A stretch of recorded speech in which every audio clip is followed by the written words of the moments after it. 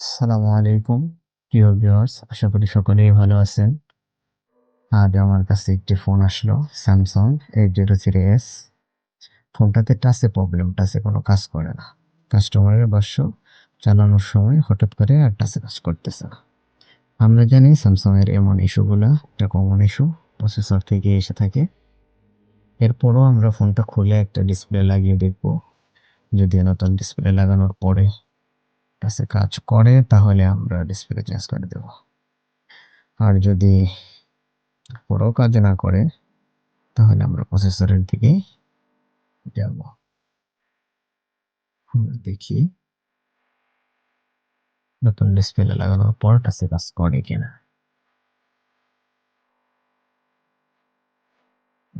নতুন ডিসপ্লেতেও কাজ করে না। তাহলে আমরা ফোনটা খুলে প্রসেসর বা সিপিইউ, আমরা যাই বলি, সিপিইউটা রিবল করতে হবে। চলুন আমরা দেখি কিভাবে সিপিইউটা সুন্দরভাবে রিবল করা যায়।